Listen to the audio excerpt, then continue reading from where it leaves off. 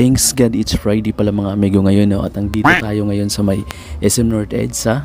So kakababa lang ko na ng jeep niyan, tapos naglalakad ako dyan papunta sa loob ng SM North EDSA.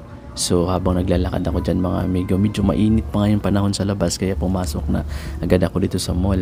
So pagpasok ko sa mall, ganyan mga amigo, hindi ka rin karaming tao ngayon dahil weekdays naman. Tapos ayan, aakyat tayo ng second floor through escalator mga amigo. So yun, medyo mabagal lang yung takbo ng escalator nila dyan, no? Nasa 1 km per hour lang. Tapos ayun, pagdating natin dyan sa taas mga amigo is nakita ko agad yung Popeyes. So nag-crave agad ako dyan na kasi nakita ko yan naka 50% off yung kabila, oh. Ayan, yung isang rice, tapos may 3 stripe na chicken, tapos may burger pa. So yun yung in-order ko talaga, kung ano yung nakita ko dyan sa may entrance.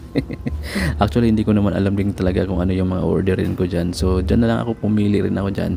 Tapos nakita ko nga naka 50% off din dyan, tsaka na lang menu list yung yung yung 1 rice tapos 3 stripe na chicken. So yun yung in-order natin. So after ko mag-order, waiting na lang ako dito ngayon sa lamisa. Ayan, habang nakaupo tayo, nagpe-Facebook muna tayo dyan mga amigo. Check muna natin kung ano yung mga nag-message sa atin dyan. So, ginagawa mo! Ilang minuto lang mga amigo, dumating na rin yung ating order at ito na nga siya. Ayan. So yun yung naka 50% of na chicken tsaka rice. Tapos yung burger na yan is a la carte lang siya. So nasa mga 139 pesos. Talagang sulit na.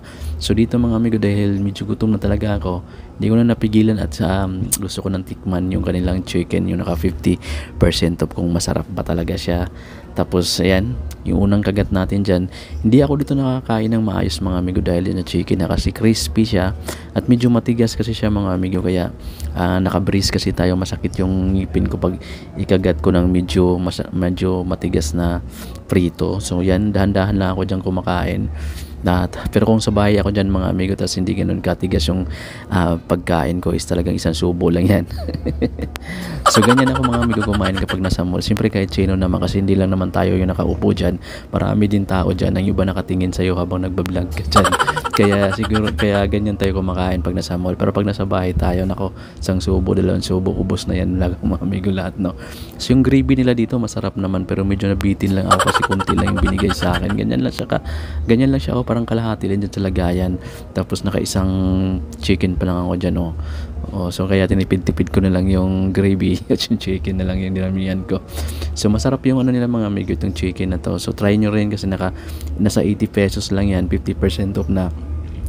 So solid na rin kasi may isang rice na rin siya, kaya busog ka na rin pagka yan lang din orderin mo. Pero ako nagsisi ako dyan sa in-order ko na yan, kasi di ba nag-order na ako dyan ng rice tsaka chicken, tapos mayroon pa ako isang burger. Nung nakita ko yung burger mga amigo, is sobrang laki pala. So good for 1 person na talaga siya. Sa burger pa lang is talaga mabubusog ka na. So solve na yung hapunan mo dyan. Tapos ito mga amigo, ayaw ko na sanang orderin to, pero ayun, na-order ko na kasi siya. So tinikman ko na lang dyan. So after ko dyan talagang nakain yan, is talaga naramdaman ko na nabusog na ako. So ayaw ko namang bitbitin tong burger, kaya kinain ko na lang lahat dyan. So sobrang busog ko na dyan, hindi na ako bumili pa ng hapunan sa labas. So dyan na ako, yung kinain ko na yan is sold na sa akin sa halagang 100 plus lang yan lahat. So dito mga amigo, dahil nagmamadali na nga akong matikman yung burger nila, dahil natatakam ako sa kanyang kanyang chicken, kasi sobrang laki ng chicken patty nila. Ayan, makikita mo mga amigo, solid na yun mga amigo, no? So mabubusog ka na dyan kahit hindi ka na maghapunan. So ganyan kalaki yung kanilang 139 pesos na a la carte chicken. Tapos dito pala may mga katabi na akong parang mga Arabo, di mo alam kung ano yan, pero mga foreigner siya, parang mga Arabo yung lahi nila, ang tatangos ng mga ilong ng mga amigo. So nakatingin sila